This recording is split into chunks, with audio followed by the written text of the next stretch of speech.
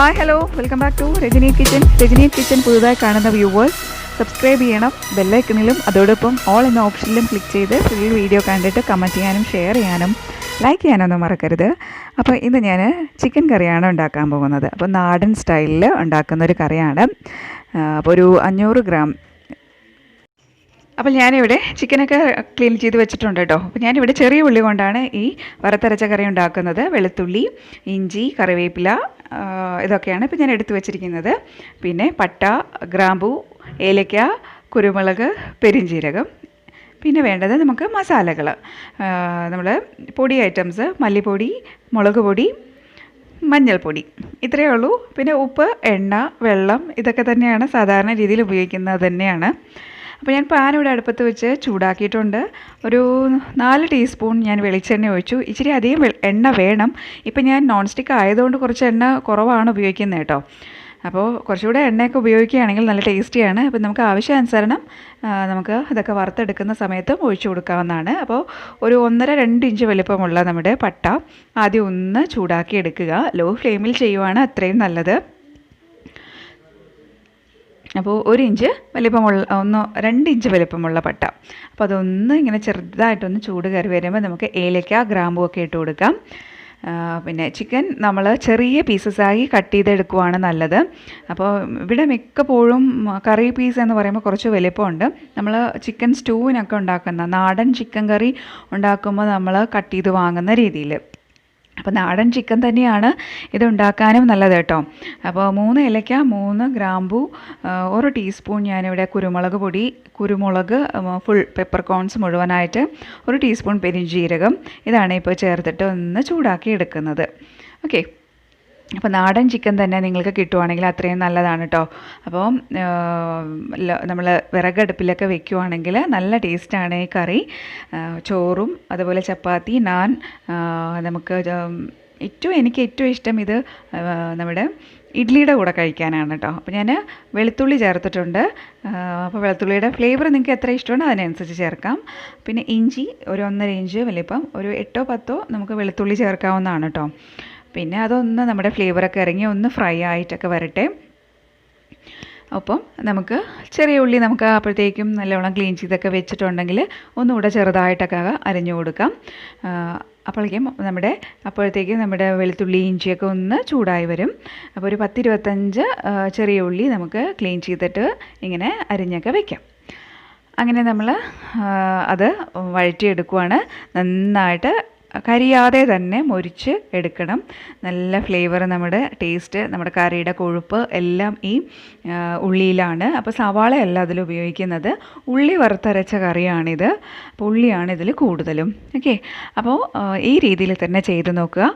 Chicken മസാലയോ പച്ചമുളക്, തക്കാളി, അങ്ങനെ ഒരുപാട് ഐറ്റംസ് ഒന്നും ഇതിന് ഉപയോഗിക്കുന്നില്ല. നമ്മളിപ്പോൾ നിലവിൽ ചെയ്യുന്ന ഇപ്പോഴത്തെ നമ്മുടെ കറികളുടെ ആ രീതിയൊന്നും അല്ല കേട്ടോ.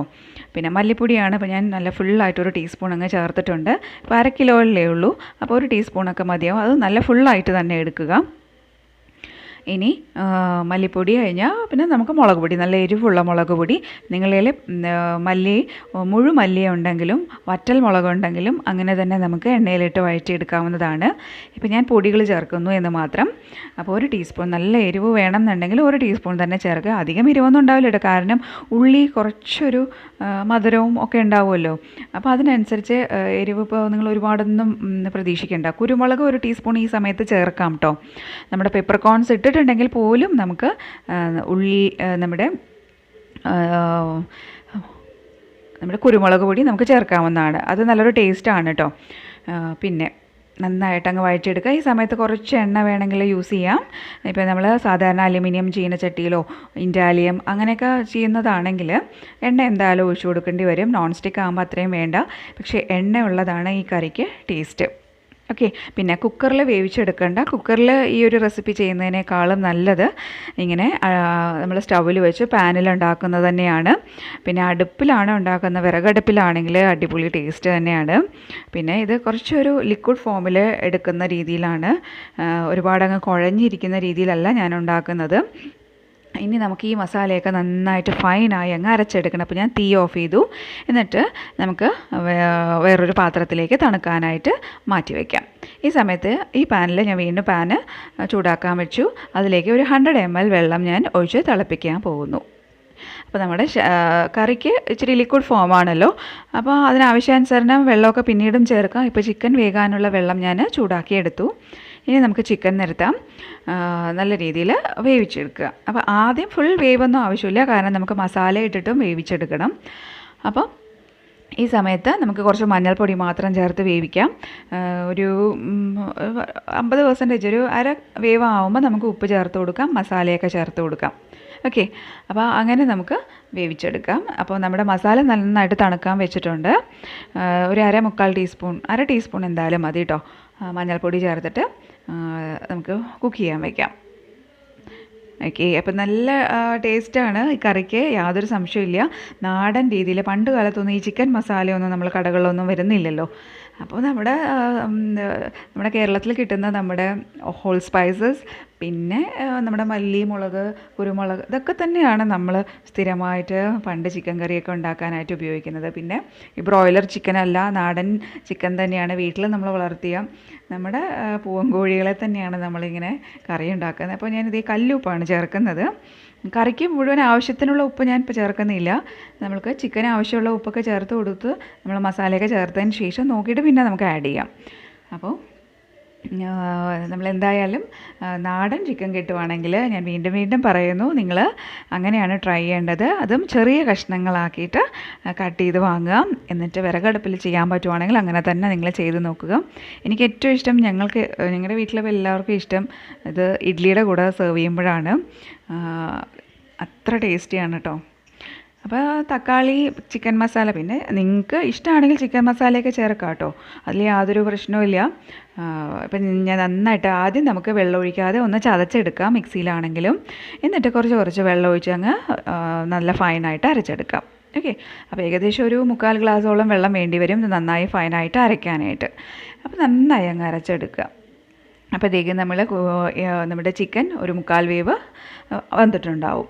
അപ്പോൾ നമുക്ക് മസാല ഒഴിച്ചു കൊടുത്തിട്ട് വീണ്ടും ഒരു 10-15 മിനിറ്റ്, ഇതെല്ലാം സ്ലോ ഫ്ലെയിമിലാണ് ചെയ്യുന്നത്, അതുകൊണ്ട് എനിക്ക് സമയം കുറച്ച് കൂടുതൽ വേണം. പിന്നെ ബ്രോയിലർ ചിക്കനാണ്, അപ്പോൾ നമുക്ക് അതിലേക്ക് മസാല പിടിച്ച് വരാനൊക്കെ ആയിട്ട് ടൈം എടുക്കും. പിന്നെ അത് ഉണ്ടാക്കിയിട്ട് ഒരു 1 ഹവറെങ്കിലും വെക്കുവാണെങ്കിൽ നമ്മുടെ കറി നല്ല ഡാർക്ക് ബ്രൗൺ കളറാവും.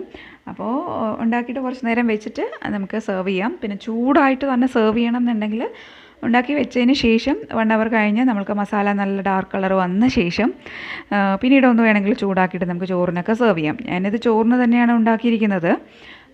അപ്പോൾ നമുക്ക് പുട്ട്, ചപ്പാത്തി, ചോറ്, ഇഡ്ഡലി, ദോശ, അങ്ങനെ എല്ലാത്തിൻ്റെ കൂടെ സെർവ് ചെയ്യാൻ പറ്റുന്ന ഒരു കറിയാണ്. അപ്പോൾ നമ്മളതൊരു ഗ്രേവി ടൈപ്പിലാണല്ലോ എടുക്കുന്നത്. ഓക്കെ, അപ്പോൾ നമുക്ക് നമ്മൾ ജാറിലുണ്ടായിരുന്ന മസാലകൾ കൂടെ ആവശ്യാനുസരണം വെള്ളം ഒഴിച്ച് ഇതുണ്ടോ. അപ്പോൾ ചിക്കൻ മുങ്ങി കിടക്കുന്ന രീതിയിലുള്ള വെള്ളമുണ്ട്. ഉപ്പ് നോക്കുക. അപ്പോൾ മസാലയ്ക്ക് കുറച്ചുകൂടെ ഉപ്പ് വേണം, അപ്പോൾ അതിനനുസരിച്ച് കുറച്ചുകൂടെ ഉപ്പ് നമുക്ക് ചേർക്കുക. ഒരുപാട് ആദ്യം തന്നെ നമുക്ക് ഉപ്പിട്ടിട്ട് പിന്നെ ഒന്ന് തിളച്ച വെള്ളം വറ്റുമ്പോൾ നമുക്ക് ഉപ്പ് കൂടിപ്പോയി കഴിഞ്ഞാൽ യാതൊരു രക്ഷയില്ല. അപ്പോൾ നമുക്കൊന്നും ചെയ്യാൻ പറ്റില്ല. അപ്പോൾ നമുക്ക് ആവശ്യാനുസരണം മാത്രം ഉപ്പ് ചേർത്ത് കൊടുത്ത് ചെയ്ത് നോക്കുക കേട്ടോ. പിന്നെ ഇനി കറിയിലൊക്കെ നന്നായിട്ട് അങ്ങ് ചിക്കനിലൊക്കെ നല്ലോണം ഫ്ലഷിലൊക്കെ നന്നായിട്ട് ഉപ്പ് അങ്ങ് പിടിക്കാൻ അനുവദിക്കുക. മൂടി വെച്ച് വേവിക്കുക. അപ്പോൾ നന്നായി വെന്ത് വരട്ടെ. അപ്പോൾ ഈ രീതിയിൽ നമ്മുടെ നാടൻ സ്റ്റൈലിലൊക്കെ ഉണ്ടാക്കി നോക്കാത്തവരുണ്ടെങ്കിൽ നമ്മൾ ഇപ്പോഴത്തെ നിലവിൽ കുറേ മസാലകളും നമ്മൾ കടകളിൽ നിന്ന് വാങ്ങുന്ന മസാലകളുടെ കുത്തൊന്നും ഒരുപാട് ഇല്ലാതെ ഒരു നാടൻ രീതിയിൽ അങ്ങ് ഉണ്ടാക്കി നോക്കുക, ഇഷ്ടമാവും. അപ്പോൾ ട്രൈ ചെയ്തിട്ട് നിങ്ങളാരും കമൻറ്റ് ചെയ്യാൻ മറക്കണ്ട. പിന്നെ ഇപ്പോഴും ഞാൻ പറയുന്ന കാര്യം, എല്ലാവരും ഫ്രണ്ട്സിനൊക്കെ ഷെയർ ചെയ്ത് കൊടുക്കണം. ഇഷ്ടമായെങ്കിൽ നിങ്ങൾ കമൻറ്റ് ബോക്സിൽ അഭിപ്രായം അറിയിക്കണം. അപ്പോൾ ഞാനിവിടെ ലാസ്റ്റ് ടിപ്പായിട്ട് ഇവിടെ കറിവേപ്പില ഒരു തണ്ട്, പിന്നെ ഒരു 1.5 ടീസ്പൂണോളം വെളിച്ചെണ്ണ ഒഴിച്ചിട്ട് മൂടി വയ്ക്കാൻ പോകുന്നു. എന്നിട്ട് നമുക്ക് ചൂടായിട്ട് തന്നെ സെർവ് ചെയ്യുകയും ചെയ്യാം. ഓക്കെ, അപ്പോൾ അടുത്ത റെസിപ്പിയുമായി വീണ്ടും കാണാം. Bye from Rajani. Thank you for watching.